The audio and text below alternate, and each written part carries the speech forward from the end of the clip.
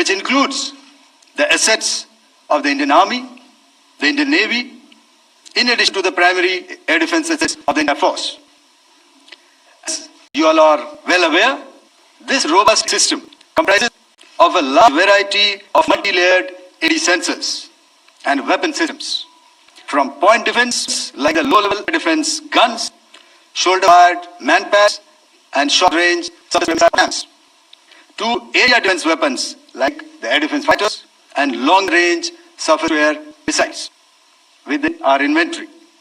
Additionally, the numerous waves of drones and unmanned combat aerial vehicles employed by Pakistan were also thwarted by the indigenously developed soft and hard kill counter-US systems and well-trained Indian air defense personnel.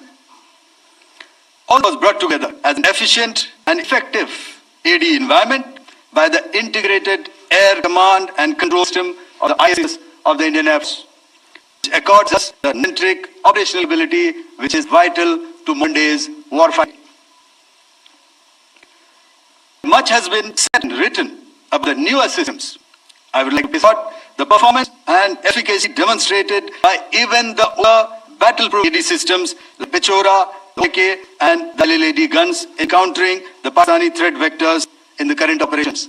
They were all modern generations, but these battle-proven systems stood the test of time and took them on head-on.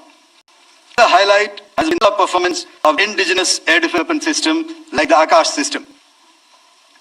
Here, ladies and gentlemen, I would like to mention putting together and operationalization of this potent element has been possible over the last decade due to unwavering budgetary and policy support provided by the Government of India in acquiring state-of-the-art equipment and weapon systems. Some of the results achieved in the enemy threat vectors over the last week are now being shown on the screen. Shown on the screen is the probable P-13 missile with Chinese origin. This missile has its target, and you can see the pieces now are available with us. Another weapon system or weapon which is found the long-range rocket, the pieces of which you can now see on the screen. We talked about the location and the unmanned area systems, and here are the glimpses of the systems which are brought down. To your right, with the right edge, or we can see, is the Yaha system, with Chinese origin with the Pakistan. You can see some copters, and you can see one Sonka drone hanging by the wire. All these are brought down by trained crew and air defense systems. As far as offensive actions are concerned, yesterday, I had already shared some tales about the target engaged by the Indian Air Force. The composite picture of the Indian Air Force targeting so far is now shown on the screen. As you can see, we have targeted the length and breadth of the adversary. I'm sure most of you would have already seen the effect of these strikes on courtesy large number of videos and photographs being circulated in the media. A few representative examples from the open source are now being shown to you on the screen. In fact, two of them. This is the strike on the Noor Khan Air Base. And you can see the effect. I'm sure most of you have seen the video. I have also speak from your sources only.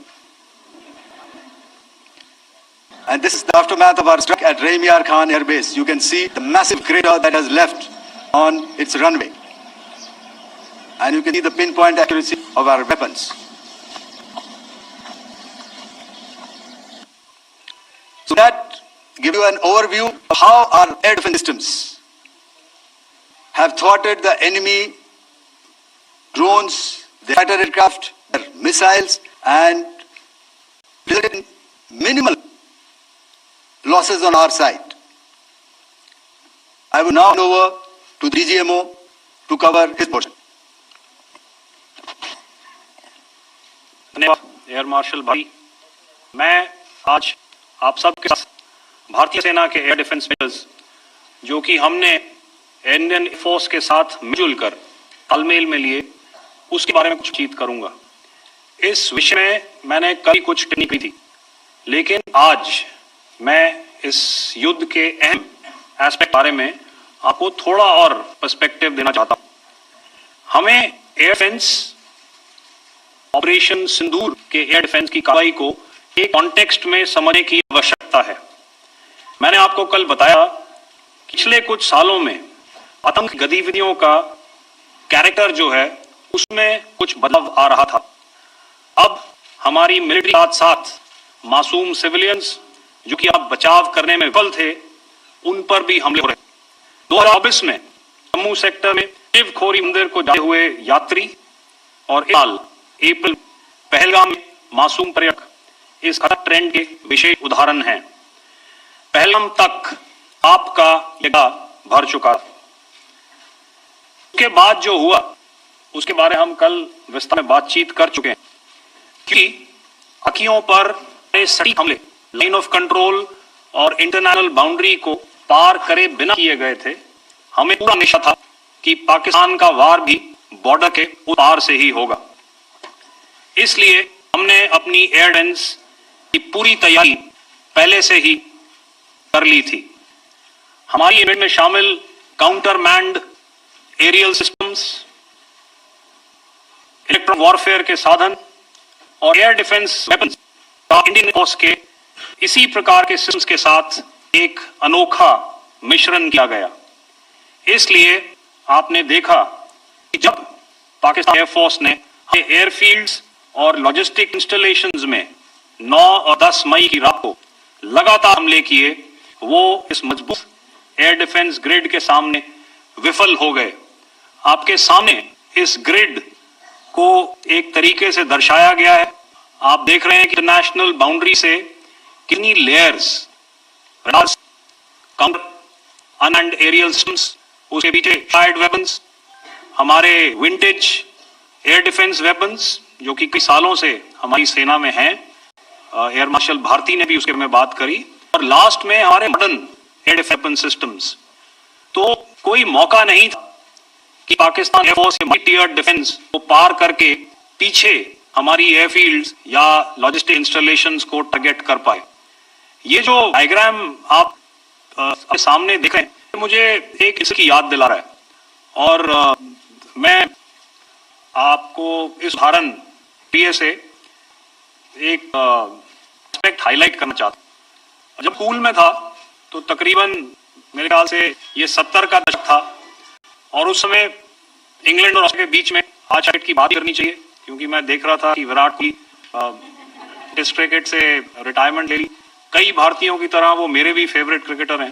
तो 70 के दशक में Australia और England की famous series चल रही थी और उस समय ऑस्ट्रेलिया के बहुत तेज गेंदबाज जो कि हिस्ट्री में बड़ा उनका नाम है, जेफ थॉमसन और डेनिस, उन्होंने बैट्समैन और उनकी बैटिंग अप तहस नहस कर दिया और ऑस्ट्रेलियंस ने उसे एक कहावत निकाली थी, that from ashes to ashes and dust to dust, if then really surely must. और आप इस लेयर को देखें तो आप समझ जाएंगे कि मैं बताने की कोशिश कर रहा हूं। तो अगर आप नए सिस्टम्स को पार कर भी गए तो आपको फिर भी एयरफील्ड या लॉजिस्टिक इंस्टॉलेशन या जो भी चीज को आप टारगेट कर रहे हैं उस पे पहुंचने से पहले कोई ना कोई इस लेयर्ड ग्रिड कस्टम जरूर गिरा देगा।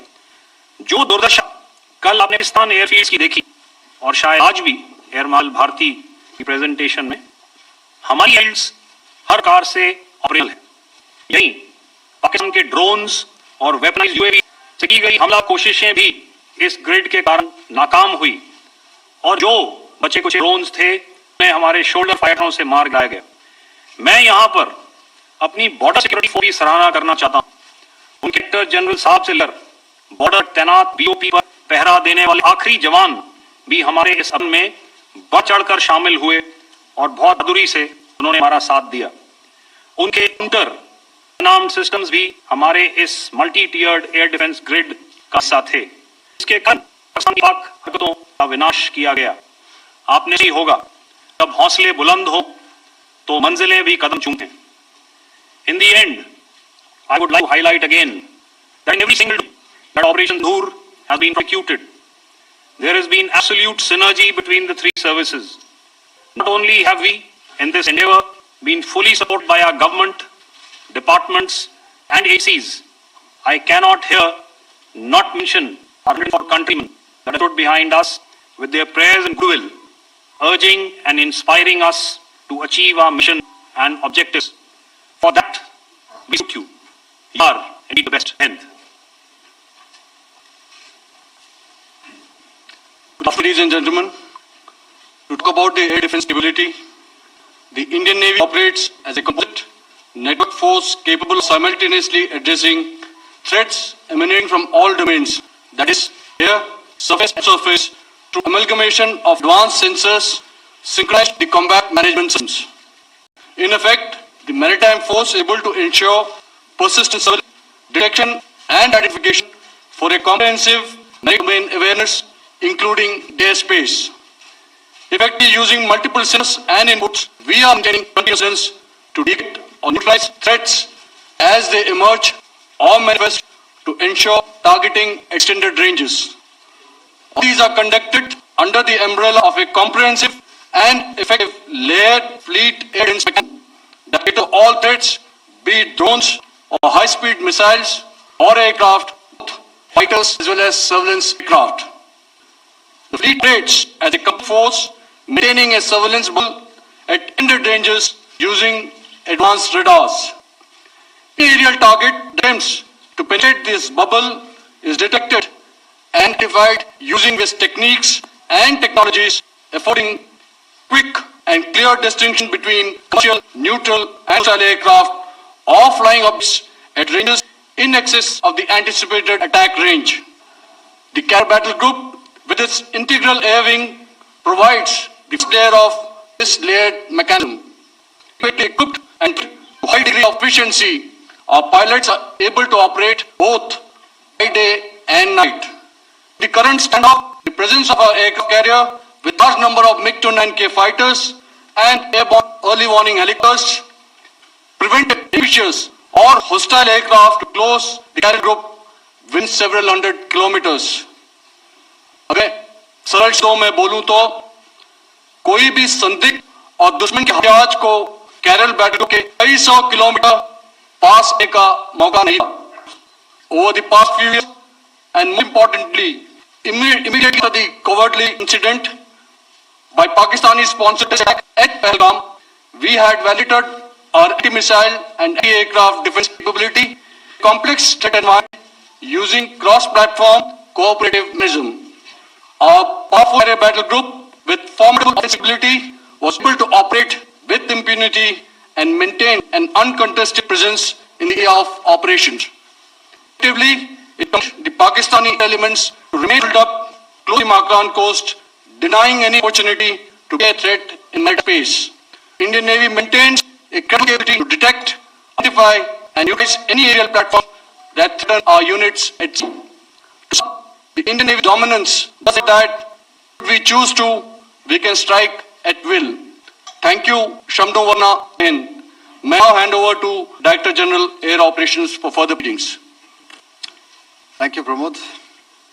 I think what has been said, and I will only end by saying, particularly state, that all our military bases, all our systems, continue to remain fully operational and ready to undertake any future missions, should the need so arise. और अंत में यह मैं स्पष्ट शब्दों में कह देना चाहता हूं कि हमारी सभी मिलिट्री बेसेस और सारे इक्विपमेंट और सिस्टम्स ऑपरेशनल हैं और पढ़ने पर अपने अगले मिशन के लिए तैयार हैं और तत्पर भी हैं. शुक्रिया दोस्तों, और यदि कोई अभी क्वेश्चंस हैं तो हम लोग तैयार रहेंगे. Just a second, ladies and gentlemen, like yesterday, I'll request you to do which most of you are doing. Again, repeating it, anything which is confidential in nature will not be respected to. And as you are aware, the GMOs, all of them, have got an important assignment after this, which you are also very well aware of. So we shall not be taking too many questions today.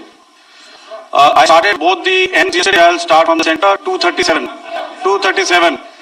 And I request you to please maintain, I'll ask you, I'll come to you.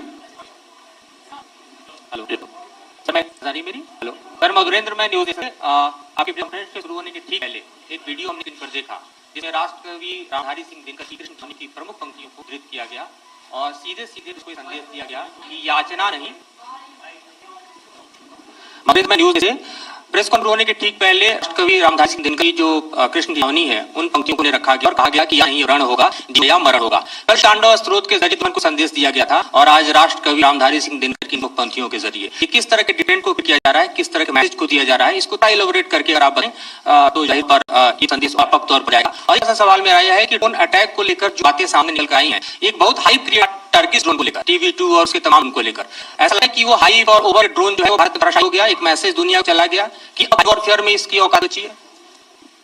Okay, alright, okay, thank you. आप क्या नाम बताया अपना और किस agency से हैं? News nation से।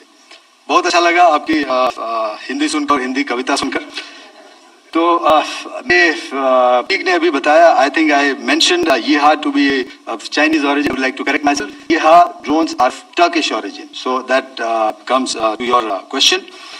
All right. तो किया श्री रामधारी सिंह दिनकर की कविता से हमारे राष्ट्र में हैं और क्या संदेश दिया जा रहा है। तो मैं बस अब रामचरितमानस की एक कुछ पंक्ति लाऊंगा, आप समझ आएंगे। तो याद कीजिए वो पंक्ति जो है, विनय न माने जलधि जड़ भय दिन दिन बीत, बोले राम कोप तब भय बिन होए न प्रीत। तो समझ और जब तक ये ड्रोन टर्किश ड्रोन्स का सवाल है, आपने देखा किस तरह के यहाँ पे फोटोग्राफ से दिखाए हैं, चाहे वो टर्किश ड्रोन्स हो या और कहीं के भी ड्रोन्स हो, हमारे काउंटर यूएसएस, हमारे ट्रेन्ड डिफेंस ऑपरेटर्स पूरी तरह सक्षम है और हमारे देश की जो इंडिजिनस कैपेबिलिटी है काउंटर यूएस के लिए, उसने दिखा दिया है कि चाहे किसी भी तरह की टेक्नोलॉजी आ जाए, हम उस काउंटर करने के लिए तैयार हैं और मुझे बोलने की जरूरत नहीं है, आपने खुद अपने आंखों से दिखा है, हमने इनका किया है। धन्यवाद। Alright, 226.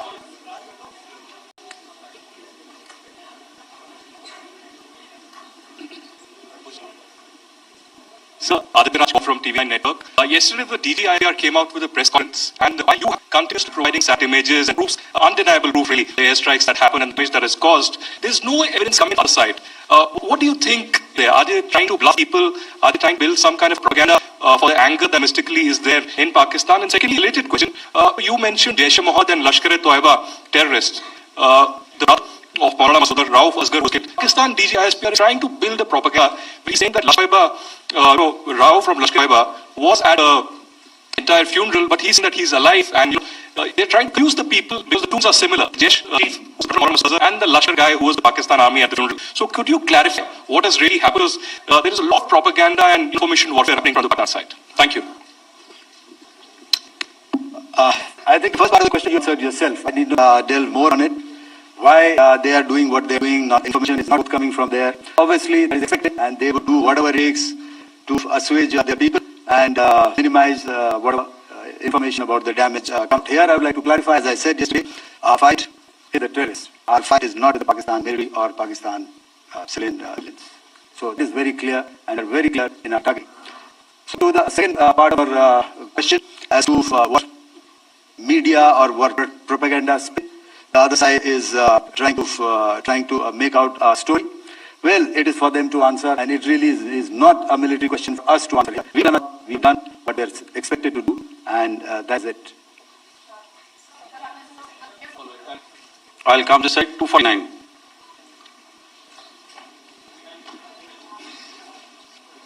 सब पांडे हूँ नवभारत टाइम्स। पाकिस्तान ने जो प्रेस कॉन्फ्रेंस की थी उसमें एक सेंटेंस उन्होंने यूज किया था कि this is new art of war. तुम सबने देखा, शायद पहली बार देखा कि तरीके से आसमान में दोनों एयरफोर्स के एयरक्राफ्ट थे। क्या बताएंगे, क्योंकि हम जो लगातार जब कवर करते हैं हम देखते हैं 2016 में के बाद ड्रोन का पूरा वॉरफेयर में रोल है, तो हमने भी दिखाया कि इसका किए वॉर। अगर थोड़ा आप क्लैरिटी दे सके कितने एयरक्राफ्ट उनके मॉल थे, लगभग ने हमारे थे, क्या इस तक का सबसे बड़ा जो जंग हुई आसमान में वो कहा जा सकता है, और ड्रोन के रोल और ज्यादा 16 तरीके से बड़ा है। जैसा मैं कहा था, इस के डिटेल्स अभी शेयर नहीं कर सकते क्योंकि इसमें काफी ऑपरेशनल डिटेल्स होंगे। कितने जहाज थे दोनों तरफ से, किस लड़ाई हुई, these are questions of technical details which we may not be able to share firstly, and which we may not be able to share to explain to you the way it needs to be explained. Suffice to say कि yes, ये एक पूरी तरह का warfare था, and it is bound to happen. हम लोग पिछली लड़ाई, अगली जो भी लड़ाई होगी भगवान करे ना हो, लेकिन अभी यदि हुई तो पिछली लड़ाई की तरह नहीं हुई। हर एक लड़ाई जो है अलग तरीके से लड़ी जाती है और टेक्नोलॉजिकल एडवांसमेंट्स हो रहे हैं, हम भी एडवांसमेंट्स के हिस्से हैं, हमारे एडवर्सरीज भी हिस्से हैं। So it is a cat and mouse game, you have to be ahead of the curve to beat your adversary. So that is what is going to happen. So if you ask what different, what is the game different, definitely it was different, and a lot of new aspects have come out, but we were prepared, we were trained for it, and we were equipped for it. That is the only aspect that I can share with you at this time. Thank you. Ladies and gentlemen, the last question, 161.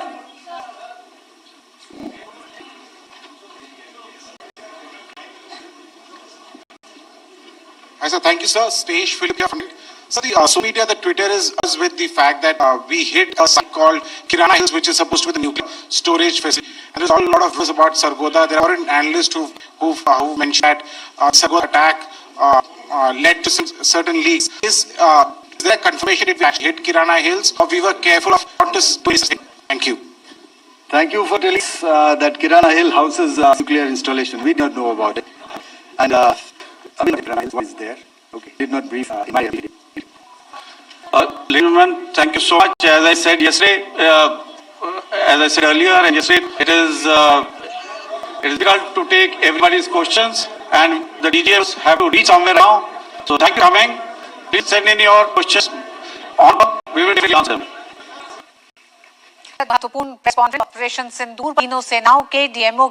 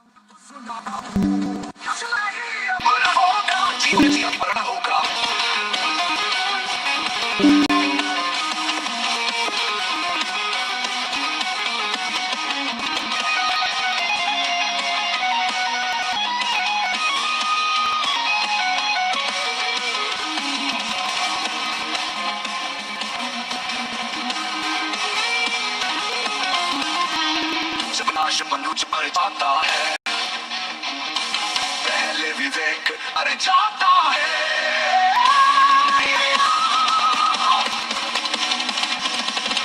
नहीं तूने माना, मैं तेरी कौलियां न जाना, तो मेरी चाहता हूँ, कल सुनाता हूँ।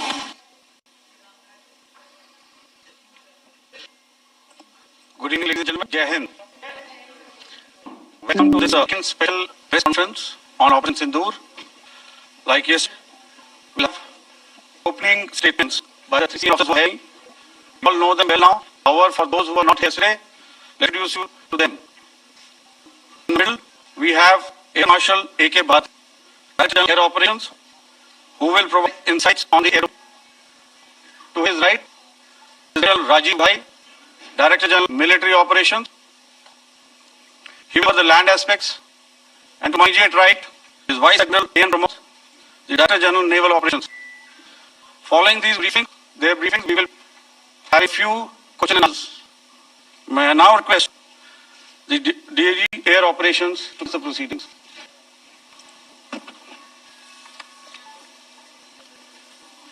Good afternoon, ladies and gentlemen. Yesterday, we had a detailed brief on the successful joint operations that were carried out to destroy the terror infrastructure in Pakistan by Jammu and Kashmir, as well as in Pakistan itself.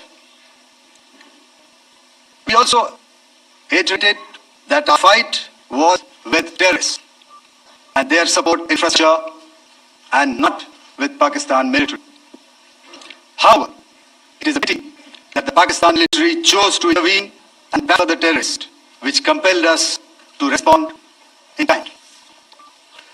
दोस्तों, हमारी लड़ाई आतंकवाद और आतंकवादियों के खिलाफ थी। इसलिए 7 मई को हमने केवल आतंकवादी ठिकानों पर ही हमला किया था। पर अफसोस इस बात का है कि पाकिस्तानी सेना ने आतंकवादियों का साथ देना उचित था और इस लड़ाई को अपनी लड़ाई बना ली।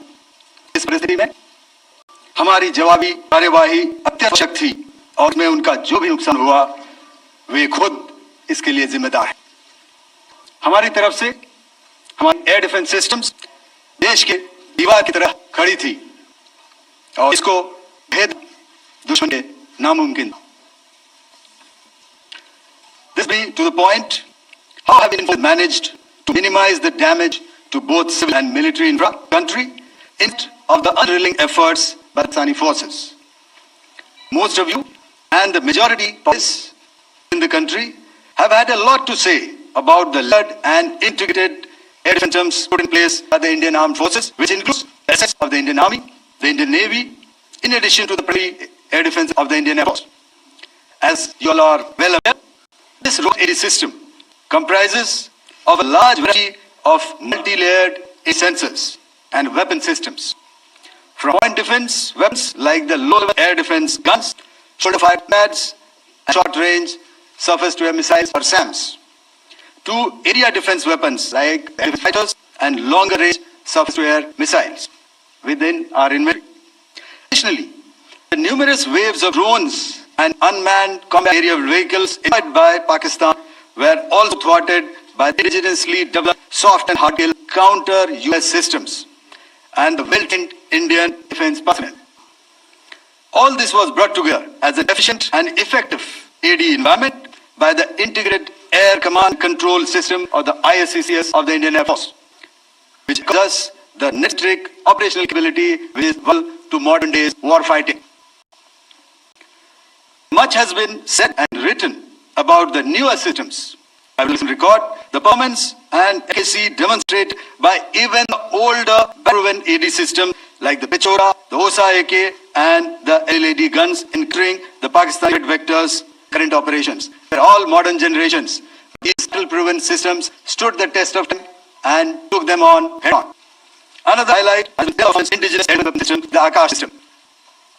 Here, ladies and gentlemen, I would like to mention that putting together an operationalization of sport and AD environment has been possible over the last decade due to unwavering budgetary and policy support provided by the government of India in acquiring state-of-the-art equipment and weapon systems. Some of the results achieved in countering the enemy threat vectors over the last week are being shown on the screen. Shown on the screen is a probable enemy PL-15 missile, which is of Chinese origin. This missile has missed its target, and you can see the pieces now which are available. Another weapon system or weapon which was found was a long rocket, the pieces of which you can now see on the.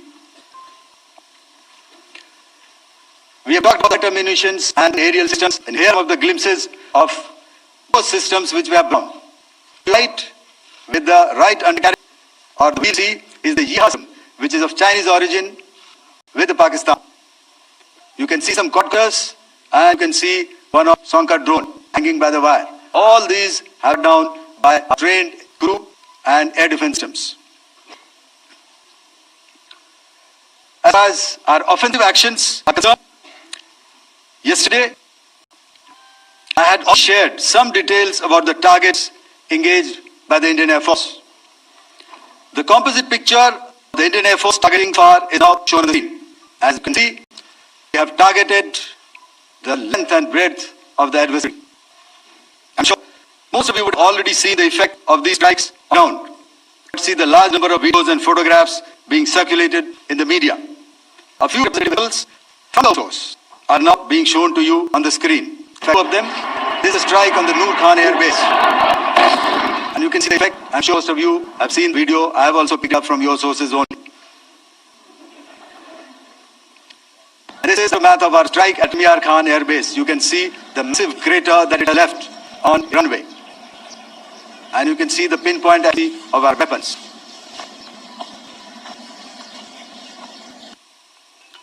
So with that, giving you an overview of how our air defense systems thwarted the enemy drones, their fighter aircraft, their missiles, and resulted in minimal losses on our side.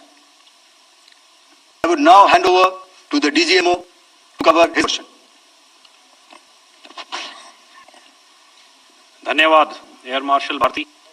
मैं आज आप सबके साथ भारतीय सेना के air defence measures जो कि हमने इंडियन एयरफोर्स के साथ मिलजुल कर तालमेल में लिए उसके बाद कुछ बातचीत करूंगा। इस विषय में मैंने कल भी कुछ नहीं करी थी, लेकिन आज मैं इस युद्ध के अहम एस्पेक्ट के बारे में आपको थोड़ा और पर्सपेक्टिव देना चाहता हूं। हमें एयर डिफेंस ऑपरेशन सिंदूर के एयर डिफेंस की कार्रवाई को एक कॉन्टेक्स्ट में समझने की आवश्यकता है।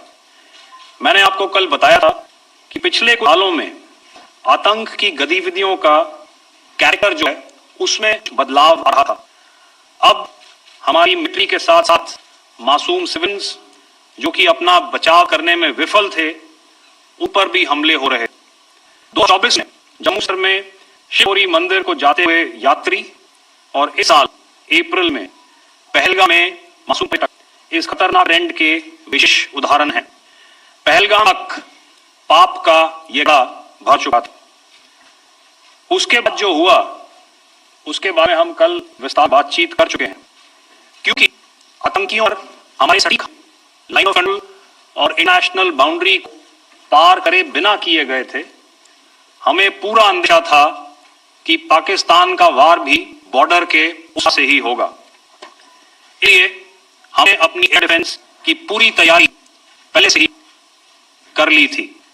हमारी इन्वेंट्री शामिल counter manned aerial systems, electronic warfare के सन और डिफेंस वेपन्स इंडियन एयरफोर्स के इसी प्रकार के सिस्टम्स के साथ एक अनोखा मिश्रण किया गया।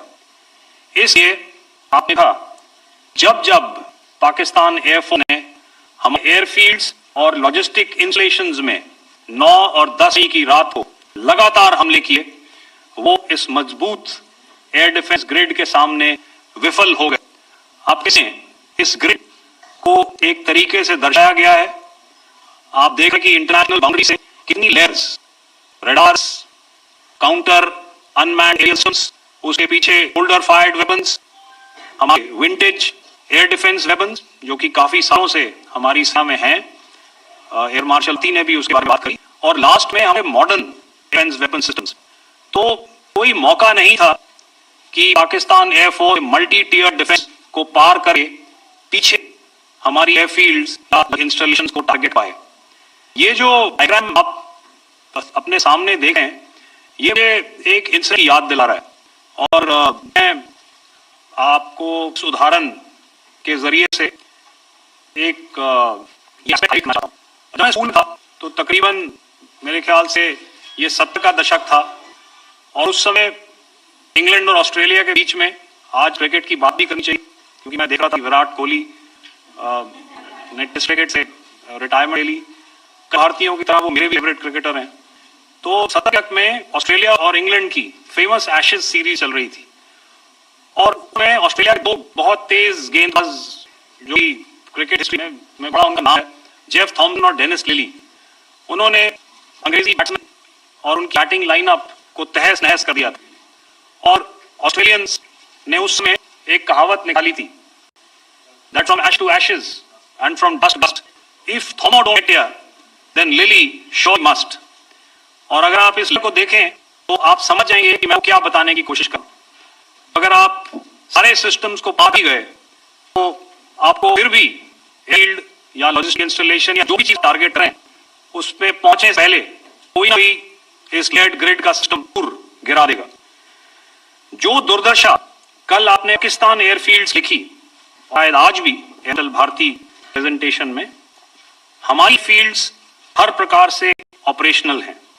यही नहीं, पाकिस्तान ड्रोन्स और यूएवीज की गई हमलावर कोशिशें भी इसके कारण नाकाम हुई और बचे बचे ड्रोन से उन्हें हमारे श्योर फायर्ड हथियारों से मारा गया। मैं यहां पर अपनी बॉर्डर सिक्योरिटी फोर्स की भी सराहना करना चाहता हूं।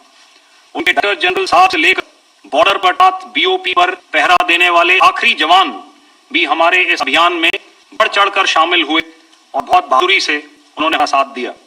उनके काउंटर अनआर्म्ड सिस्टम्स भी हमारे इस मल्टी टियर्ड एयर डिफेंस ग्रिड का हिस्सा थे, जिसके कारण पाकिस्तान की नापाक हरकतों का विनाश किया गया। आपने सुना ही होगा, जब हौसले बुलंद हों तो मंजिलें भी कम चुके हैं।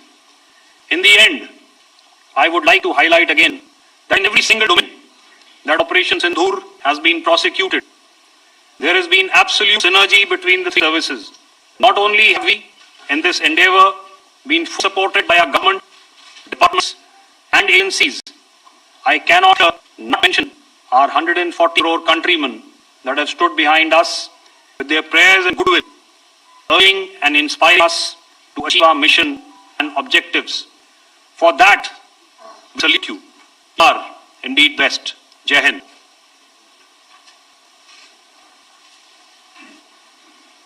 Afternoon, ladies and gentlemen.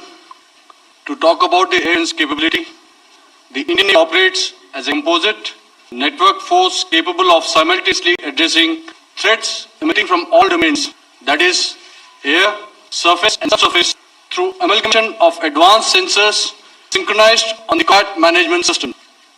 In effect, the maritime force is able to ensure persistent surveillance, detection and identification for a comprehensive maritime domain, including the airspace.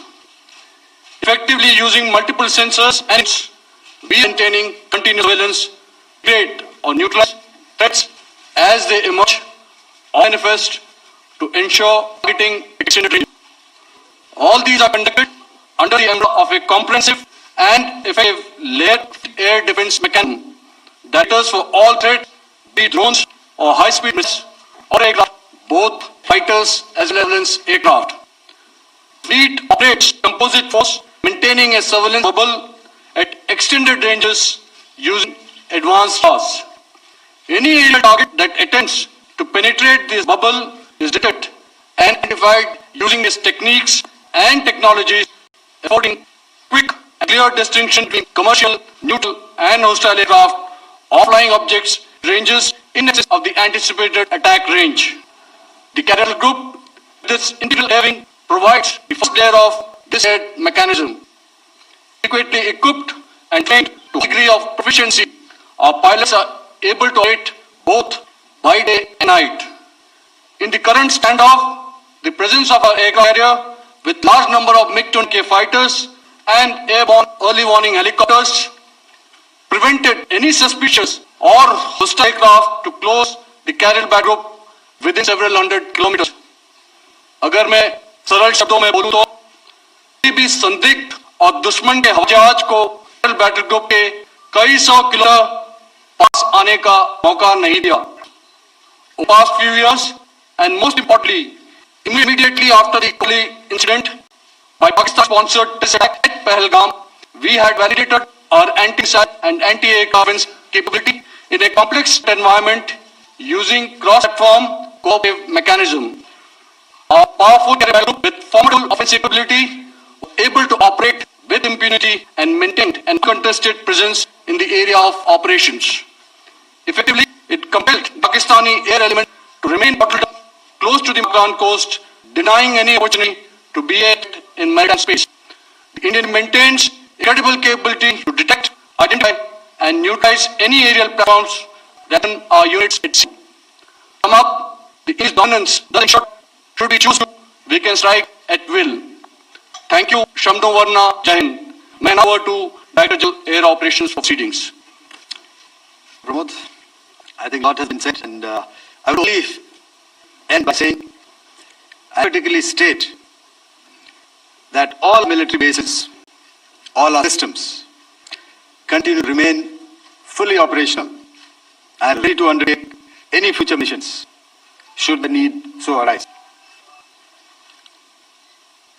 और अंत में यह मैं स्पष्ट में कहना चाहता हूं कि हमारी सभी मिलिट्री बेसिस और सारे इक्विपमेंट और सिस्टम्स ऑपरेशन और जरूरत पड़ने पर अपने अगले मिशन के लिए तैयार हैं और तत्पर भी हैं। शुक्रिया दोस्तों, और यदि कोई अभी क्वेश्चंस हैं तो हम लोग तैयार हैं उसके लिए। Just a second, ladies and gentlemen. Like yesterday, I'll request you to raise your placard. Again, repeating it, anything which is confidential in nature will not be responded to.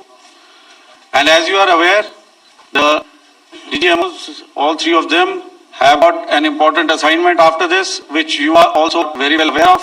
So we shall not be taking too many questions today. I started with the NCSA from the center, 2737. And I'll request you to please maintain, I'll ask you, I'll come to you. Hello sir, मैं आवाज आ रही मेरी? Sir, Madhurendra news nation से आपके press conference शुरू होने के ठीक पहले एक वीडियो हमने इस पर देखा, जिस राष्ट्रकवि रामधारी दिनकर की कृष्ण कावनी की प्रमुख पंक्तियों को उद्धृत किया गया और सीधे सीधे उसको ये संदेश दिया गया कि याचना नहीं।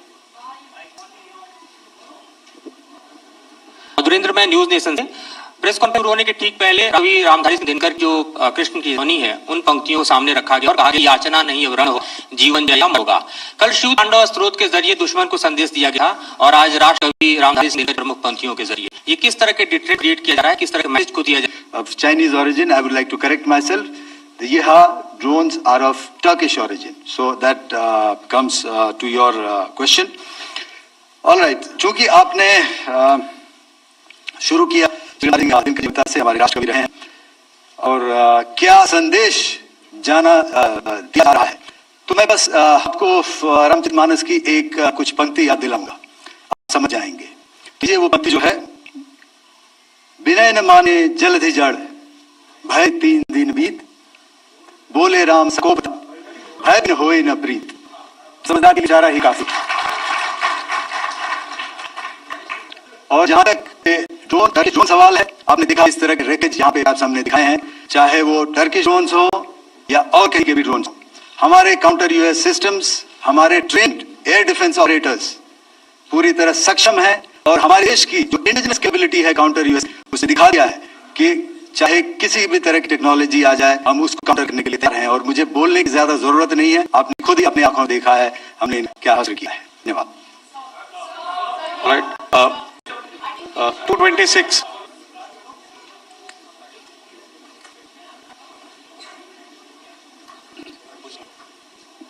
Sir, Aditya Raj call from TV9 Network. Yesterday, the DGR came out press conference. While you have been continuously providing satellite images and proofs, undeniable proof really, of the airstrikes that have the damage that is caused, there's no evidence coming in from the other side. What do you think? Are they trying to bluff the people? Are they trying to build some propaganda that domestically is there in Pakistan? And secondly, related to Jaish-e-Mohammed and terrorists, the brother of Maulana Masood Azhar, Rauf Asghar, who was killed. Pakistan DGISPR is trying to build a propaganda. He's saying that Lashkar-e-Toiba, Rauf from Lashkar-e-Toiba was at the entire funeral, but he's saying that he's alive, and they're trying to confuse the people because two names are similar. Jaish, who's the brother of Maulana Azhar, and the Lashkar guy who was with the Pakistan army at the funeral. So could you clarify what has really happened? Because there is a lot of propaganda and information what's happening on the Pakistan side. Thank you. You have answered yourself. I did not delve more on it. Why they are doing what they are doing, information is not forthcoming from there. Obviously, that is expected, and they would do whatever it takes to assuage their people and minimize whatever information about the damage comes out. Here, I would like to clarify, as I said yesterday, our fight is with our fight is not with the Pakistan military or Pakistan civilians. So that is very clear in our targeting.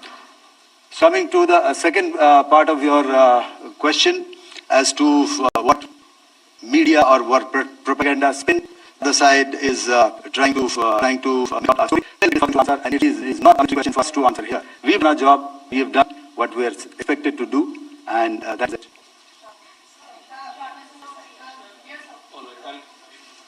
I'll come this side, 214.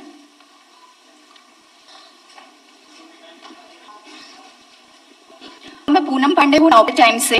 कप्तान ने conference की एक sentence use किया था कि this new art of war, तो हम सब देखा पहली बार किस तरीके से आन में दोनों एयरफोर्स एयरक्राफ्ट थे। क्या कह सकेंगे, क्योंकि हम लगातार जब कवर करते हैं हम देखते हैं 2016 में के बाद ड्रोन का जो पूरा वॉरफेयर मिल है वो दिखा था, तो हम भी वो दिखाया और इस स्तर की ये वॉर थी। अगर थोड़ा आप क्लियर दे सकें कि कितने एयरक्राफ्ट इन्वॉल्व थे, कितने हमारे थे, क्या अब तक का सबसे बड़ा जो जंग हुई है आसमान में वो कहा जा सकता है, और ड्रोन के रोल पे थोड़ा और ज्यादा, क्योंकि 2016 के बाद जिस तरीके से बड़ा है। जैसा मैंने कल कहा था कि इस के डिटेल्स अब शेयर नहीं कर सकते हैं कि इसमें काफी कुछ ऑपरेशनल डिटेल्स होंगे, कितने जहाज थे दोनों तरफ से, किस तरह की लड़ाई हुई। अब these are questions of technical details which we may not be able to share firstly, and which we may not be able to share to explain to you the way it needs to be explained. Suffice to say कि yes, ये एक दूसरी तरह का warfare था and it is bound to happen. लोग पिछली लड़ाई, अगली जो कभी भी लड़ाई होगी, भगवान करे ना हो, लेकिन अभी तो ये पिछली लड़ाई की तरह होगी। हर एक लड़ाई जो है अलग तरीके से लड़ी जाती है और टेक्नोलॉजिकल एडवांसमेंट्स हो रहे हैं, हम ही उस एडवांसमेंट्स का हिस्सा हैं, हमारे एडवर्सरी भी हिस्सा हैं। So it's a cat and mouse game and you have to be ahead of the curve, meet your adversary. So that is what is going to happen. So if you ask was this different, was engagement different, definitely it was different and lot of new aspects have come out, but we were prepared for it, we were trained for it and we equipped for it. That is one aspect that I can share with you at this time. Thank you. Ladies and gentlemen, the last question, 161.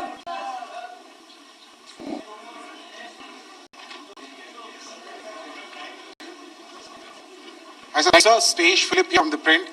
See, social media, Twitter is abuzz with the fact that we hit a site called Kirana Hills, which is supposed nuclear storage facility. And there's a lot of rumors about Sargodha. There are foreign analysts who mentioned that Sargodha attack led to certain leaks. Is there a confirmation that we actually hit Kirana Hills, or we were careful of not to do anything? Thank you. Thank you for telling us the Kirana Hill houses some nuclear installation. We did not know about it. Okay. And we did not hit Kirana Hills, whatever is there. Okay. I did not brief in my thing yesterday. Ladies and gentlemen, thank you so much. As I said yesterday, as I said earlier and yesterday, it is difficult to take everybody's questions, and the DGMs have to reach somewhere right now. So thank you for coming. Please send your questions on call. We will definitely answer them. Thank you. बेहद महत्वपूर्ण press conference operation सिंदूर पर तीनों सेनाओं के DGM.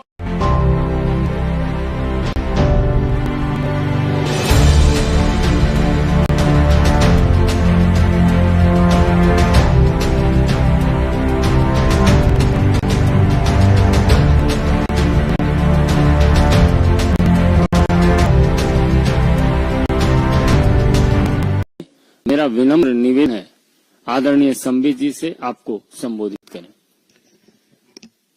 धन्यवाद संजय जी और हमारे सभी मित्र आज यहाँ उपस्थित है। इस वार्ता में सभी को बहुत बहुत अभिनंदन एवं धन्यवाद। यह प्रेस कॉन्फ्रेंस आज एक गर्व से भर देने वाला क्षण है, क्योंकि यह कोई साधारण प्रेस कॉन्फ्रेंस नहीं है। मैं बैठा जरूर भारतीय जनता पार्टी कक्ष में हूं, हेड ऑफिस में हूं, पर मुझे मैं केवल एक जनता पार्टी के प्रवक्ता के नाते नहीं, केवल भारतीय जनता पार्टी के एक सांसद या कार्यकर्ता के नाते नहीं, एक भारतीय के नाते, एक इंडियन के नाते आज ये प्रेस कॉन्फ्रेंस कर रहा हूं। क्योंकि जिस प्रकार टेरर डेमोलिशन, जिस प्रकार आतंकवाद का खात्मा बीते कुछ दिनों में हमने भारतवर्ष में देखा है, भारतवर्ष ने जिस प्रकार पाकिस्तान में आतंकी को ऑपरेशन सिंदूर के माध्यम से समाप्त किया है, वह अपने आप में पूरे विश्व में संदेश भेजता है, एक निर्णायक संदेश। आतंकवाद के खिलाफ लड़ाई के विरोध, आतंकवाद के खिलाफ एक निर्णायक संदेश। इसलिए आज का ये प्रेस कॉन्फ्रेंस इसको संबोधित करते हुए मुझे गर्व की अनुभूति हो रही है। अदम्य साहस का परिचय दिया है भारत की सेना ने, अदम्य साहस। आज जनता पार्टी और हम सभी कार्यकर्ता, आज का भारत धन्यवाद करता है भारत की आर्मी का, भारत की सेना का, भारत की एयरफोर्स का, भारत की नेवी का और उन तमाम जाबाज सेनानियों का, जिनके कारण आज ऑपरेशन सिंदूर सफल हुआ है। और सही मायने में देखा तो ऑपरेशन सिंदूर और उसके विषय में पूरा हिंदुस्तान जानता है, क्योंकि कई प्रेस कॉन्फ्रेंसेस हुए भी तीनों डीजीएमओ ने मिलकर के देश को संबोधित किया और तमाम तथ्य जो देश जानना चाहता था उसे उन्होंने हमारे समक्ष रखा।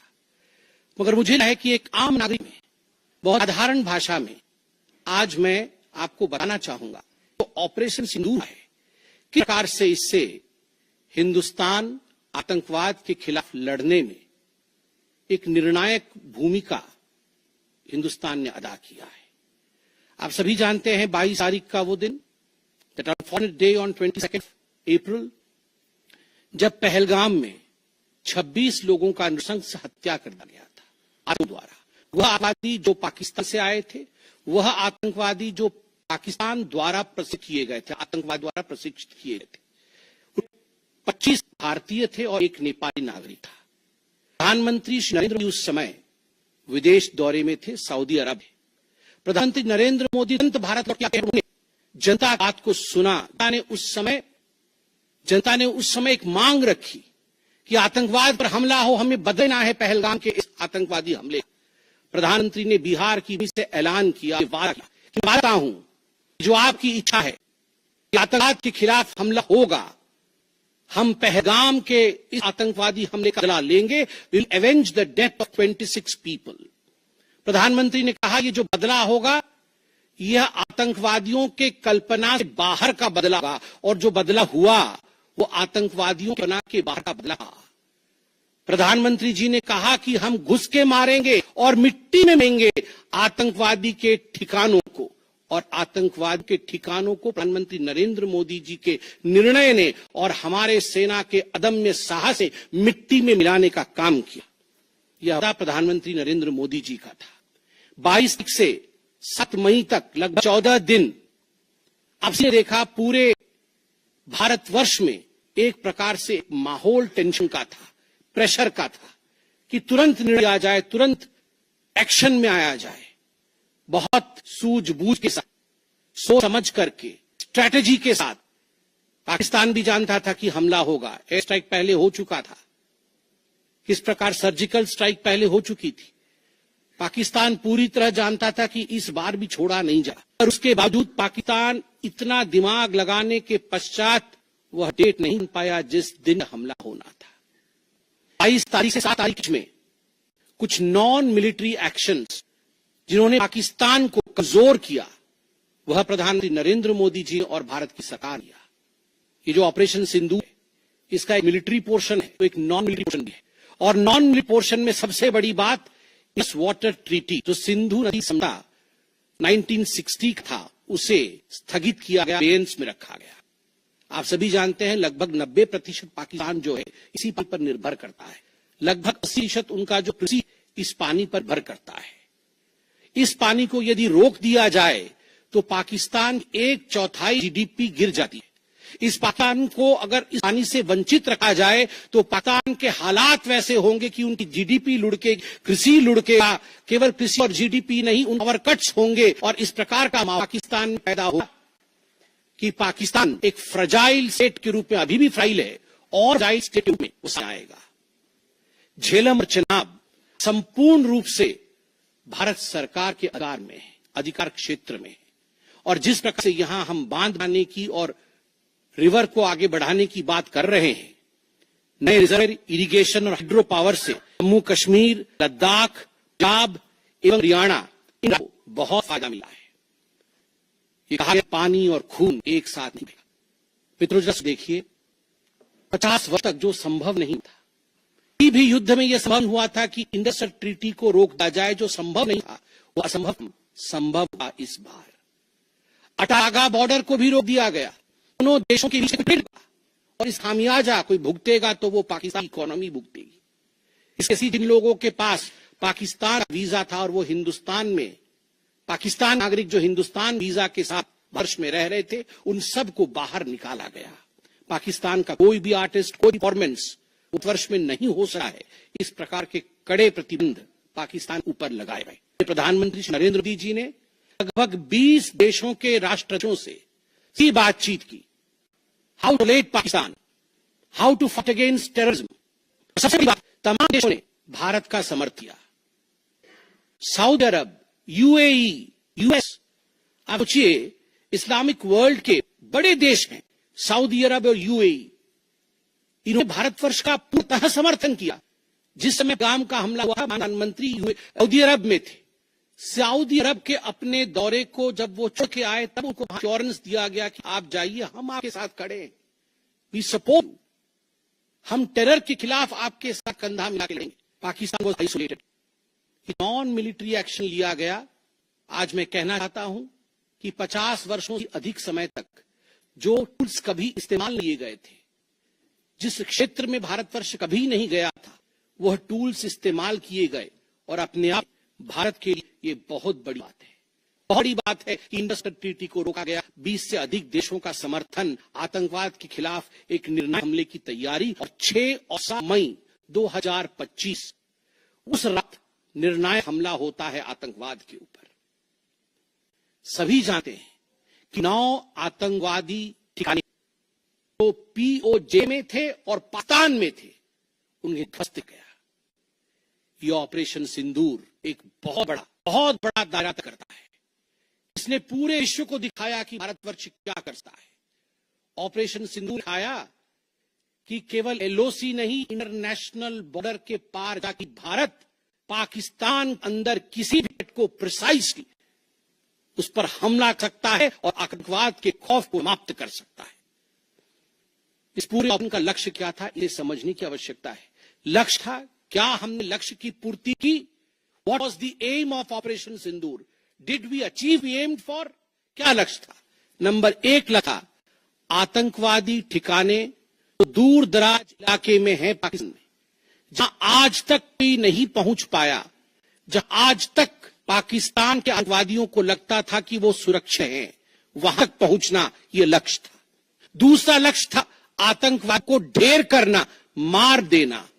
यह लक्ष्य था इन टारगेटों को जमींदोज करना, मिट्टी से मिला देना।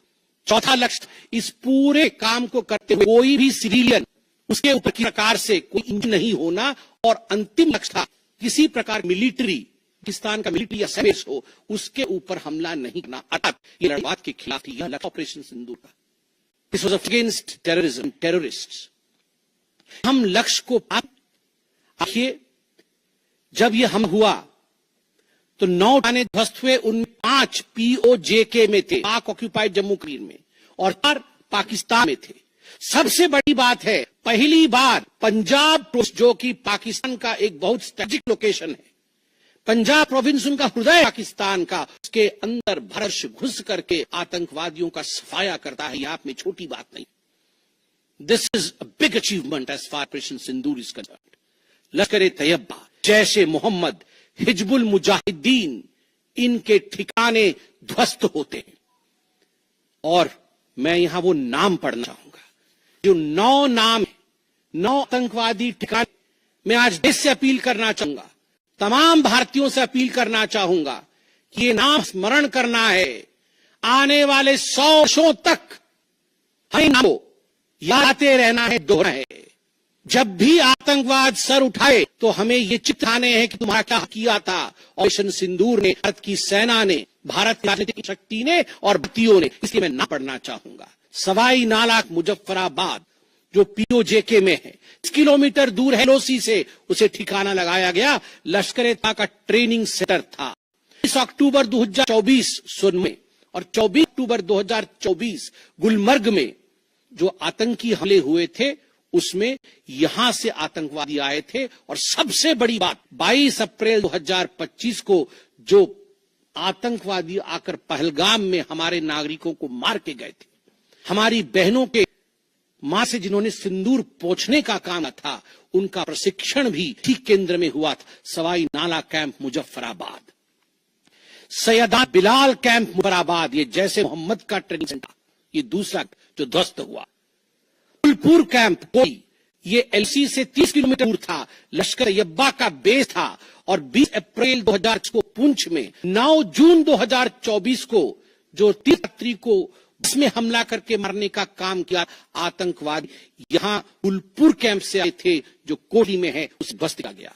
बरना कैंप बिरगढ़, बरनाला कैंप 9 किलोमीटर दूर है, एलओसी से समाप्त किया गया। अब्बास कैंप कोटली जो 13 मीटर दूर है एलओसी, लश्कर तैयबा का टाइम सेंटर है और 15 आतंकवादियों को एक साथ ट्रेन कर सकता है, उस ध्वस्त करके गिराया गया। सराल कैंप सियालकोट अंतर्राष्ट्रीय सीमा से 6 किलोमीटर दूरी पर है, इंटरनेशनल बॉर्डर से। सांबा टुआ के सामने और मार्च 2025 में जम्मू और कश्मीर पुलिस के 4 जवान शहीद हुए थे, उनको मारने का काम इन्हीं आतंकवादियों ने किया था जो सरजाल कैंप से आए थे सियालकोट के, उस कैंप को ध्वस्त कर दिया गया। महमूना सियालकोट 12 से 18 किलोमीटर इंटरनेशनल बॉर्डर दूर है, मैं एलओसी की बात नहीं कर रहा हूं, इंटरनेशनल बॉर्डर से, और हिजबुल मुजाहिदीन का अड्डा है, बहुत कैंप है। और जम्मू क्षेत्र में जो भी आतंकवादी गतिविधि होती है, सियालकोट के इस मजनूमा जाया कैंप से आतंकवादी भेजते हैं, भारतवर्ष ने उसे ध्वस्त किया। मरतैयबा मुरीद जो कि अंतर्राष्ट्रीय सीमा से 18 से 25 किलोमीटर दूर है, 2008 के मुंबई का जो हमला हुआ था 26/11 के नाम से जिसे जानते हैं, उसमें जो आतंकवादी आए थे अजमल कसाब और डेविड हेडी, उनकी ट्रेनिंग मरकज तैयब मुरीद में हुआ था। आज मैं फख्र के साथ कह सकता हूं, गर्व के साथ कह सकता हूं कि सेना ने, भारत की राजनीतिक इच्छा शक्ति ने और भारतीयों ने मरकज तैयब मुरीद के को ध्वस्त किया है, समाप्त किया है। मरकज सुभानअल्लाह भावलपुर इंटरनेशनल 100 किलोमीटर की पे है। विश्व में किसी ने ऐसा नहीं सोचा होगा, पाकिस्तान ने तो सपने में भी नहीं सोचा होगा कि भारत की के पास, भारत की एयरफोर्स के पास और भारत के राजनेताओं के पास ऐसी इच्छा शक्ति होगी कि इंटर बॉर्डर से 100 किलोमीटर घुस के वो हमारे आतंक अड्डे को ध्वस्त कर सकते हैं। मरकज सुभानअल्लाह जो कि जैशे मोहम्मद का मुख्यालय था, उस मुख्यालय को भारत की वायुसेना ने ध्वस्त किया। यह कोई छोटा विषय नहीं है। यह बहावलपुर एक ऐसा स्थान है जहां यूनाइटेड स्टेट्स यूएस अपने ड्रोन नहीं भेज पाया था, उस जगह पे भारत उसके मारता है। आज का भारत, आज का नया भारत यही है। ये नाम जो 9 नाम मैंने पढ़े हमें याद रखना चाहिए, मगर उन नामों के साथ मैं कुछ और बताना चाहता हूं।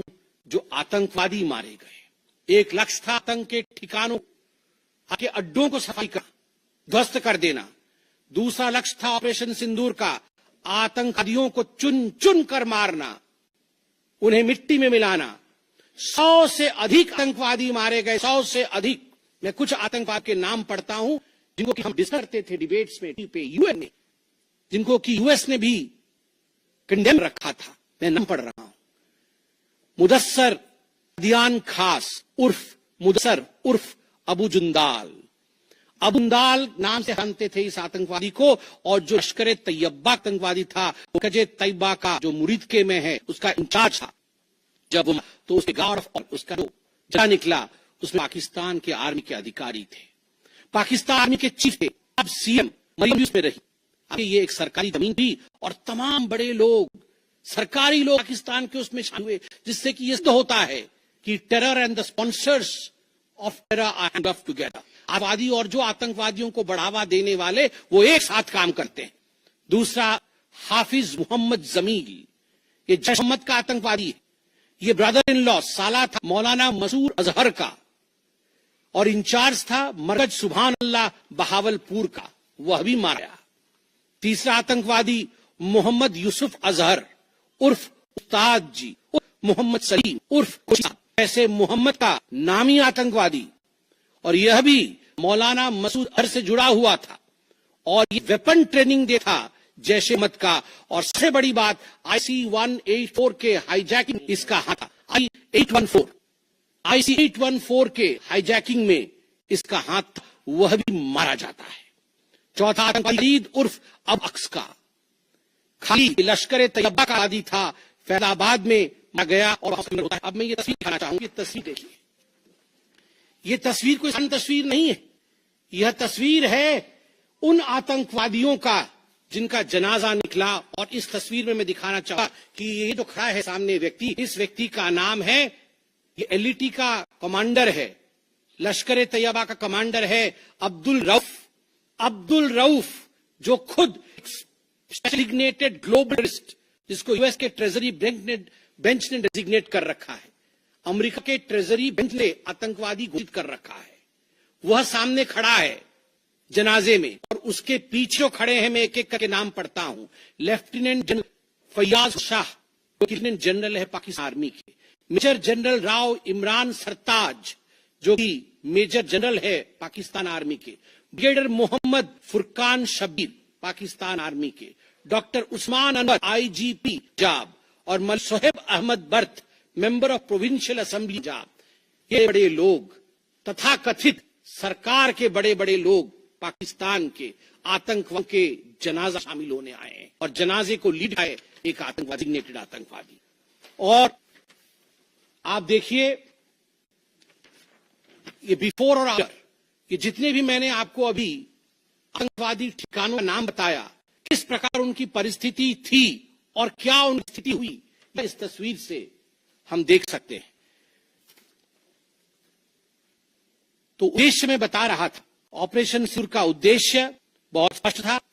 उसका उद्देश्य था आतंकवाद के ठिकाने को ध्वस्त करना, आतंकवादियों को मारना और आतंकवाद के खिलाफ एक संदेश भेजना। उसमें हम सफल हुए। पहली बार एक बात पूरे विश्व ने कहा कि पाकिस्तान का हर इंच भारत के पहुंच के अंदर है। कोई कोना पाकिस्तान का ऐसा नहीं है जो भारत के पहुंच से बाहर हो। आप सोच के देखिए, पाकिस्तान का एयर डिफेंस सिस्टम फेल हो जाता है। पाकिस्तान का एयर डिफेंस सिस्टम फेल हो जाता है। जिस समय 6 और 7 रात के बीच ये कार्यवाही हो रही थी, राफेल विमान द्वारा स्काल्प हैमर मिसाइल्स के माध्यम से 23 मिनट के अंदर, 23 मिनट्स के अंदर विंडो था, जिस विंडो के अंदर ये 9 आतंकवादी ने उन्हें ध्वस्त कर दिए गए। 23 मिनट में पूरा विश्व ने देखा कि भारत क्या कर सकता है। मुझे लगता है पूरे में इस प्रकार से 23 के अंदर इतने प्रेसिशन के साथ आतंकवादी ठिकानों हमला देश ने पहले किया होगा। और जब ये पूरा एक्सरसाइज समाप्त हुआ, उसके बाद जब हमारे एमईए ने, हमारी आर्मी ने प्रेस कॉन्फ्रेंस किया, तो उसमें कुछ 4 बहुत महत्वपूर्ण थे। वो 4 शब्द हैं: controlled, precise, measured, non escalatory.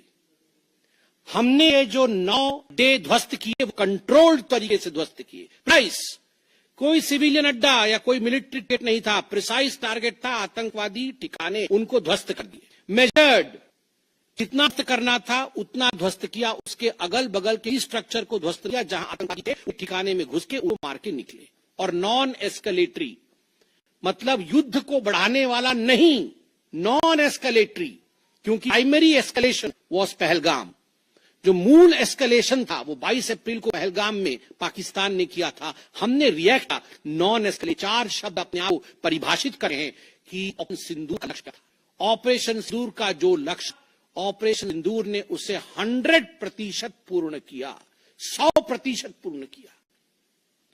इसलिए आज हिंदुस्तान, भारतवर्ष गर्व के साथ कह सकता है कि ऑपरेशन सिंदूर एक ऐसा ऑपरेशन था जो 100% सक्सेसफुल, और जितने हमारे जाबाज पायलट्स थे राफेल के, उतने लग के आए और आबादी ठिकानों को ध्वस्त करके आए, और किसी सिविल को नहीं मारा, किसी मिलिट्री बेस को नहीं मारा।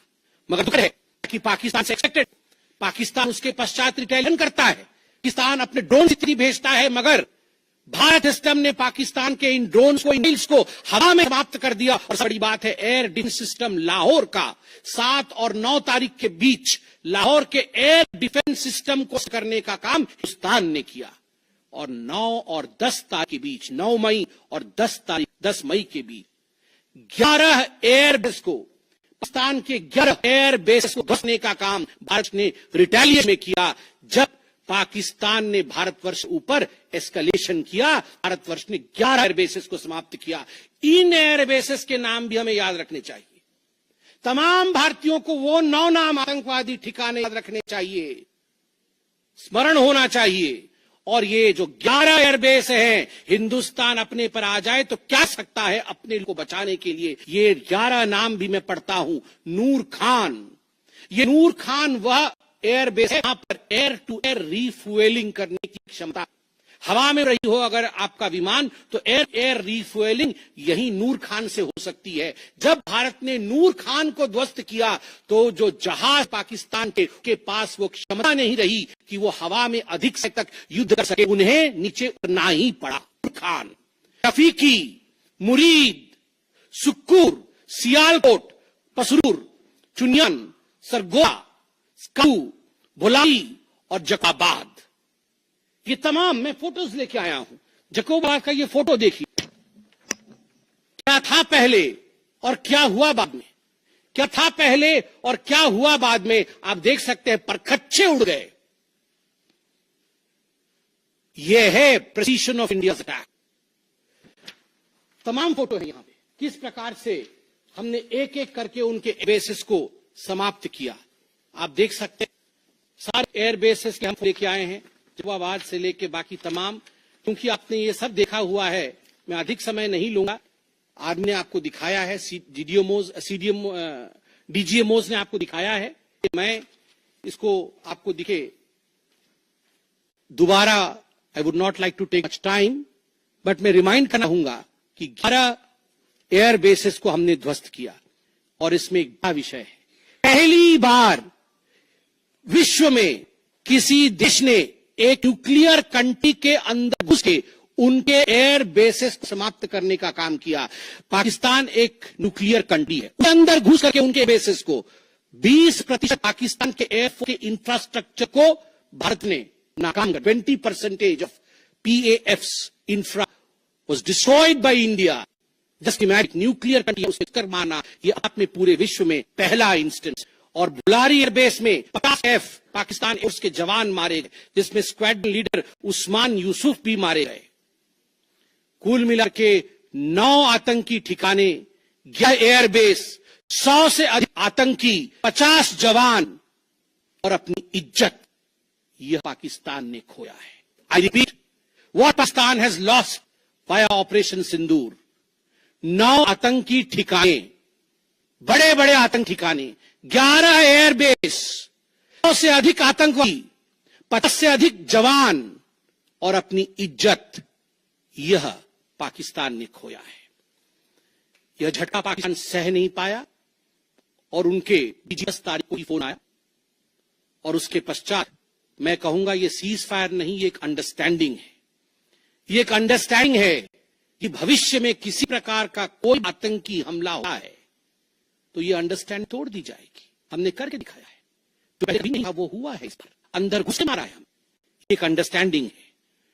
और सबसे बड़ी बात है, पाकिस्तान में उनके मौलाना, उनके मौलवियों ने पाकिस्तान का साथ नहीं दिया, मगर हिंदुस्तान की एकता देखिए, हिंदुस्तान का देखिए, पूरा देश एक हो खड़ा हुआ। पूरा देश सेना के पीछे, सेना के अदम्य साथ पीछे, हमारी राजनीतिक इच्छा शक्ति के पीछे पूरा भारत एक होकर खड़ा हुआ।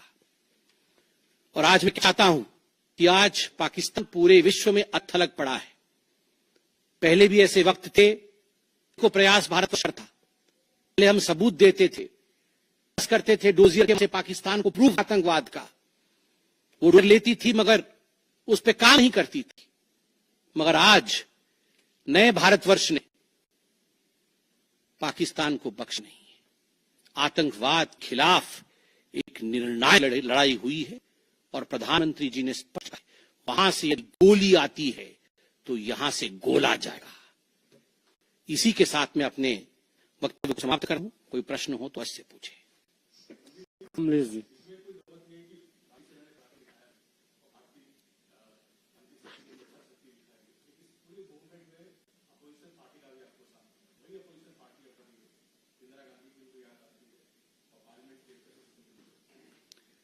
देखिए, मुझे लगता है आज का दिन पूरे भारत का दिन है। मैं ऐसा नहीं कहूंगा कि मैं भारतीय जनता पार्टी के प्रवक्ता के नाते कहा, मैंने शुरू कहा था, आज मैं भारत पर एक साधारण नागरिक रूप में कदम में साहस हमारे सेना ने दिखाया है, उसका विवरण किया।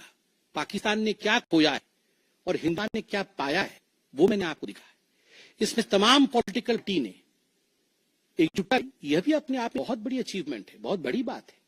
और आज मैं नहीं चाहता हूं मैं किसी की आलोचना करूं और मैंने कहा कि विगत दिनों में वह भी एक प्रयास था, वो भी एक प्रयास था जहां हम प्रूफ देने की कोशिश करते थे, हम डोजियर इत्यादि देते थे, हम 2011 भी हुआ था, उस समय भी हमने कहा था हम पाकिस्तान को समझाएं कि देखो तुम्हारे आतंकी क्या कर रहे हैं हमारे देश में, मगर पाकिस्तान मानता नहीं था। पाकिस्तान को लगता था कि they can take India for granted, मगर अब स्थिति बदले हुए हैं। अब कोई हिम्मत नहीं कर सकता इंडिया के ऊपर आंख उठा के देखने का।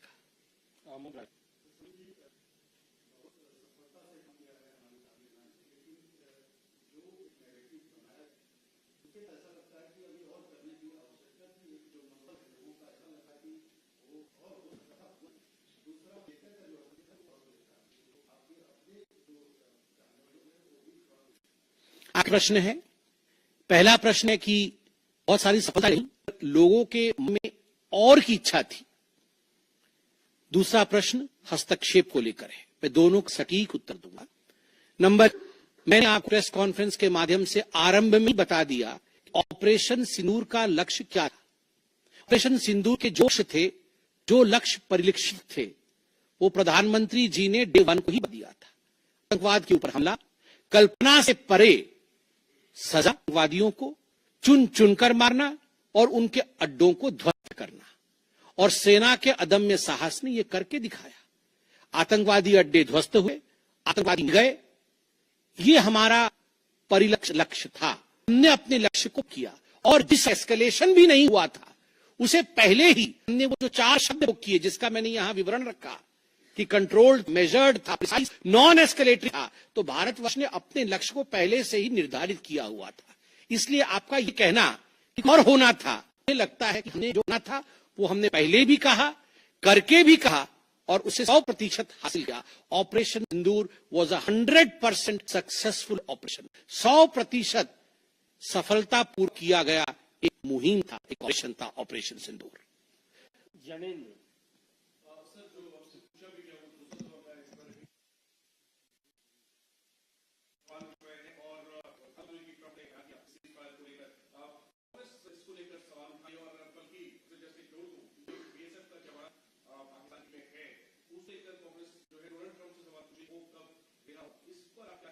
देखिए, पहली बात है, जहां तक मध्यस्थता इत्यादि का विषय है, मैंने बहुत स्पष्ट रूप से कहा अभी, जितना मेरे डोमेन में नॉलेज है, और डीजीएमओज ने अपने प्रेस कॉन्फ्रेंस में एक बार नहीं कई बार कहा कि फोन हमारे डीजीएमओ को पाकिस्तान के डीजीएमओ का आया था। पाकिस्तान के डीजीएमओ ने कहा कि there should be some kind of pause, और चूंकि हमारा लक्ष्य पूर्ण हो चुका था, हम तो शुरू से ही एस्केलेशन के फेवर में नहीं थे, ऐसा नहीं होना चाहिए था, नॉन एस्केलेटरी था।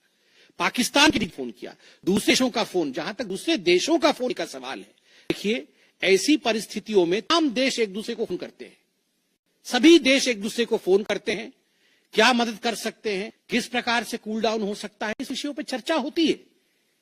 भारतवर्ष यूक्रेन फोन करता है, भारतवर्ष रशिया भी फोन करता है, सबका फोन करता है, हर कोई एक दूसरे फोन करता है। इसमें किसी प्रकार का मगर संशय नहीं कि डीजीएमओ पाकिस्तान ने फोन किया भारतवर्ष के डीजीएमओ को सीज फायर डिमांड करते हुए, रिक्वेस्ट करते हुए, डिमांड नहीं रिक्वेस्ट करते हुए। और कोई प्रश्न?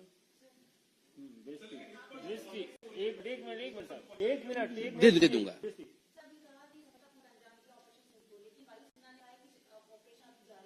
ऑपरेशन अभी जारी है। कहा, माननीय प्रधानमंत्री जी ने स्वयं कहा है, गोली आएगी तो गोला जाएगा, तो अगर गोली आएगी तो गोला जाएगा, तो इसलिए ऑपरेशन सिंदूर समाप्त नहीं हुआ है, इंतजार अगर आएगा तो उसका जवाब दिया जाएगा। ये आपको क्या लगता है, इन प्रश्नों का जवाब कि जंग के लिए हमारी क्या तैयारी है, इसका जवाब प्रवक्ता देंगे, इसका जवाब तो जहां उचित फोरम में होना चाहिए वो देंगे।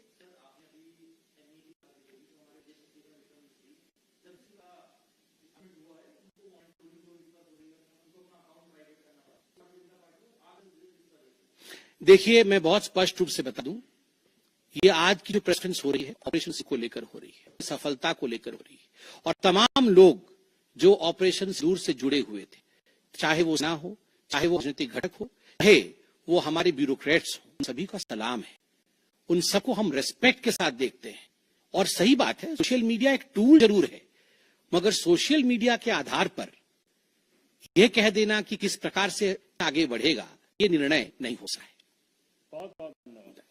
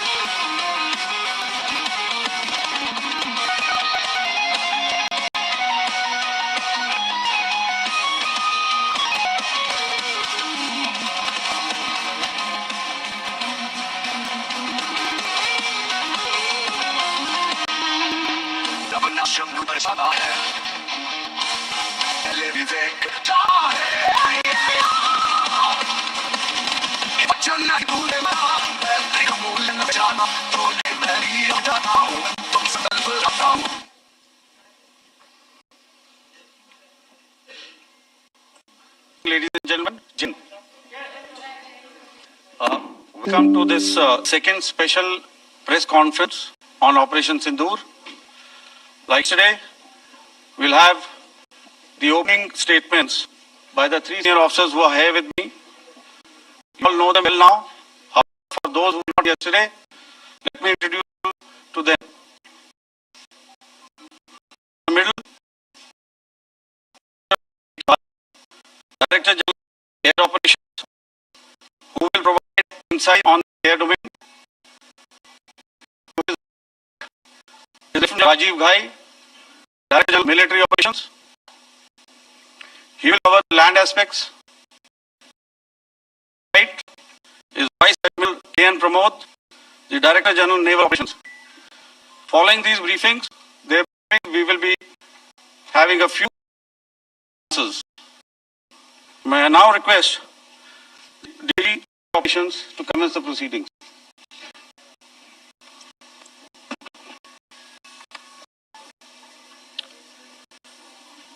Good afternoon, ladies and gentlemen. Today, we had a detailed brief on the successful joint operations that were carried out to destroy the infrastructure in Pakistan-occupied Jammu and Kashmir, as well as in Pakistan itself.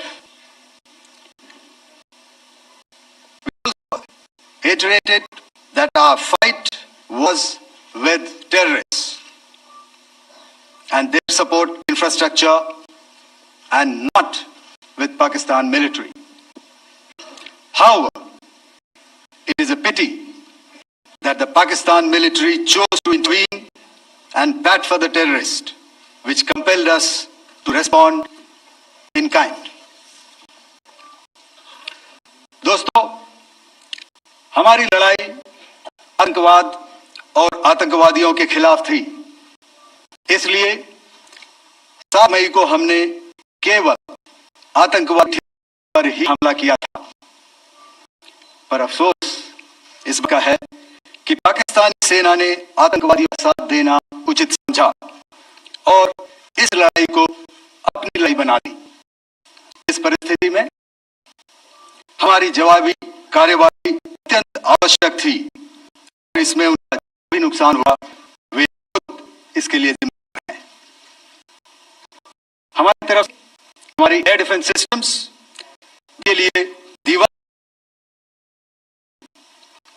इसको भेदना दुश्मन के लिए नामुमकिन था।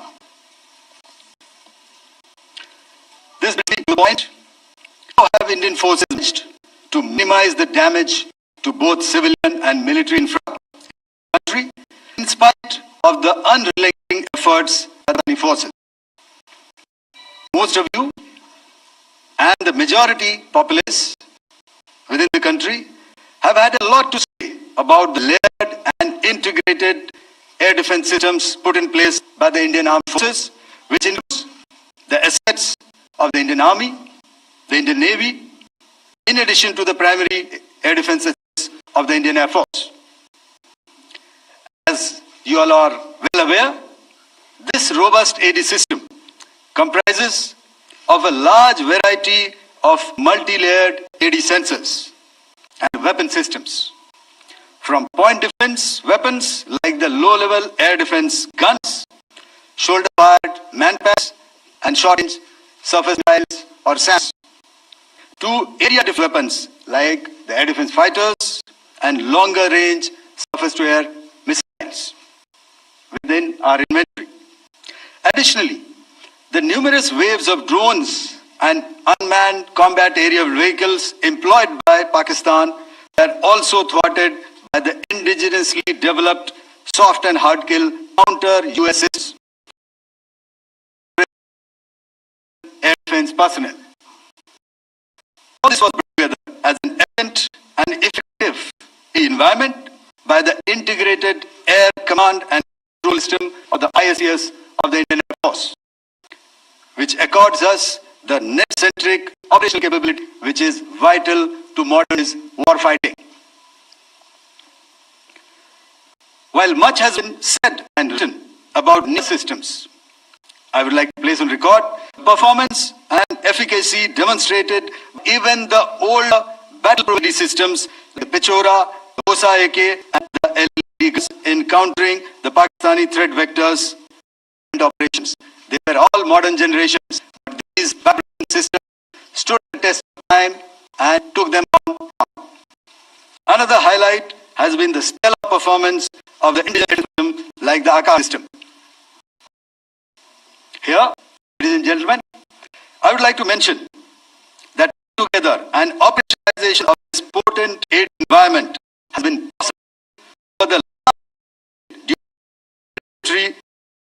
support provided by the government of India in acquiring state-of-the-art equipment and weapons. Some results encountering enemy threat vectors over the last week are now being shown on the screen. Shown on the screen, the probable enemy missile, which is of Chinese origin. This missile has missed target, and you see the pieces now which are available with us. Another weapon system or weapon was found for the long-range rocket, which you can now see on the screen. We have talked about ammunition and aerial systems, and here are some of the cases of those systems which brought down. To your right, with the edge wheel, you can see is the IHA system, which is of Chinese origin with the Pakistan. You can see some quadcopters, and you can see one odd Sanka drone hanging by the wire. All these have been brought down by our trained crew and air defense systems. As far as our offensive acts are concerned, yesterday I had already shared some details about the targets engaged by the Indian Air Force. The composite picture of the Indian Air Force targeting so far is now shown on the screen. As you can see, we have targeted the length and breadth of the adversary. I'm sure most of you would have already seen the effect of these strikes on ground, courtesy the large number of videos and photographs being circulated in the media. A few representative examples from the open source are now being shown to you on the screen. This is the strike in the Noor Khan Airway. You can see the effect. I'm sure most of you have seen the video. I picked it up from your sources only.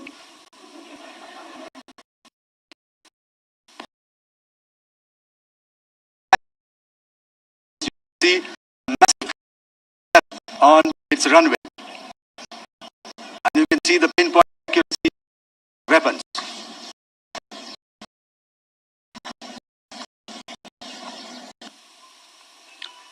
So with that, giving you an overview of how our air defense have thwarted the enemy drones, their fighter aircraft, their missiles, and resulted in minimal losses on our side. I would now hand over to the DGMO to cover his portion. धन्यवाद air marshal. मैं आज आप सबके साथ भारतीय सेना के air defence measures जो कि हमने इंडियन एयरफोर्स के साथ मिलजुल कर तालमेल में लिए, उस बारे में कुछ बातचीत करूंगा। इस विषय में मैंने कल भी कुछ टिप्पणी करी थी, लेकिन आज मैं इस युद्ध के एस्पेक्ट के बारे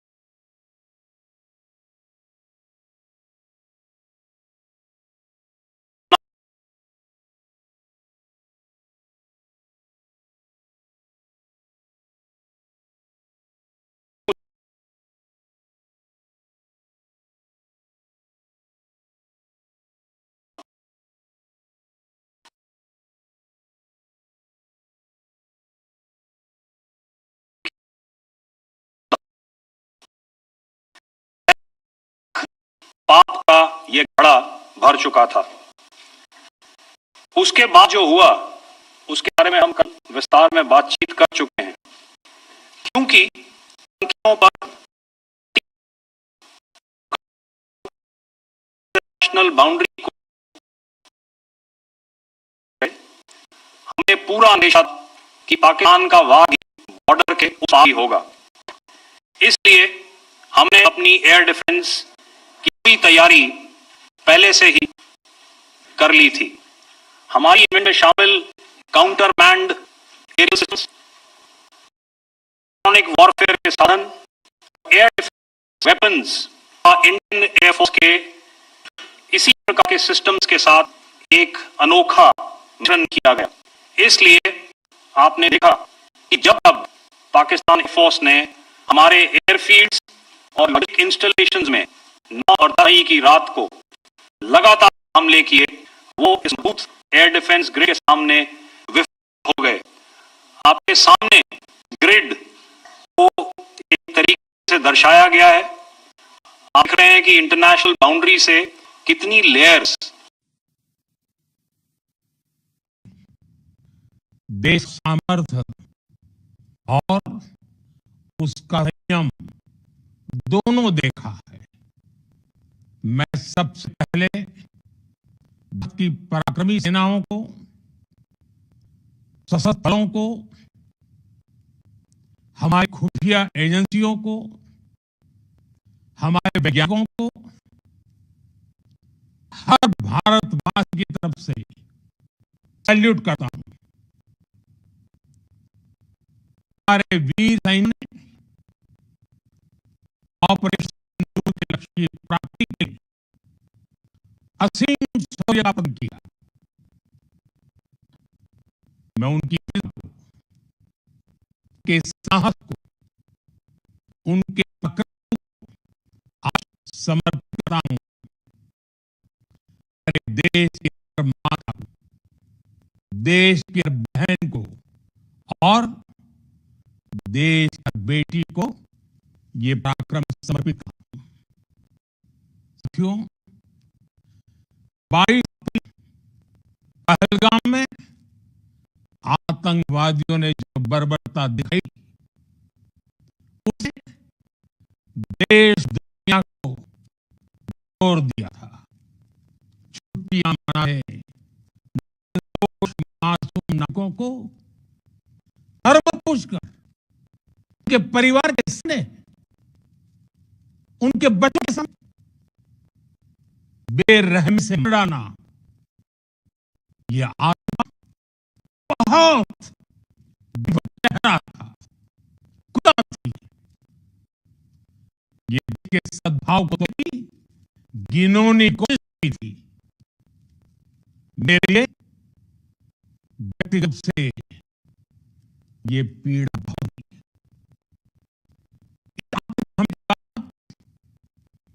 हमारा राष्ट्र, हर नागरिक, हर समाज, हर वर्ग, हर राजनीतिक दल एक स्वर में आतंक के खिलाफ की कार्रवाई के लिए खड़ा हुआ। हमने आतंकवादियों को मिट्टी में मिलाने के लिए भारतीय सेनाओं को पूरी छूट दे दी और आज हर आतंकी, आतंक का संगठन जान चुका है कि हमारी बहनों बेटियों के माथे से सिंदूर हटाने का अंजाम क्या होता है। साथ ऑपरेशन सिंदूर ये सिर्फ नाम ही है, ये देश कोटि कोटियों की भाव का प्रतीक है। ऑपरेशन सिंदूर न्याय की अखंड प्रतिज्ञा है। 6 मई की रात, 7 मई की सुबह पूरी दुनिया ने इस प्रतिज्ञा को परिणाम मिलते देखा है। भारत की सेनाओं ने पाकिस्तान में आतंक के ठिकानों पर, उनके ट्रेनिंग सेंटर पर सटीक प्रहार किया। आतंक ने सपने में भी नहीं सोचा था कि भारत इतना बड़ा फैसला ले सकता है, लेकिन देश एक होता है, नेशन फर्स्ट की भावना भरा होता है, राष्ट्र सर्वोपरि होता है, तो फौलादी फैसले लिए जाते हैं, परिणाम लाकर जाए जाते हैं। जब पाकिस्तान में आतंक के अड्डों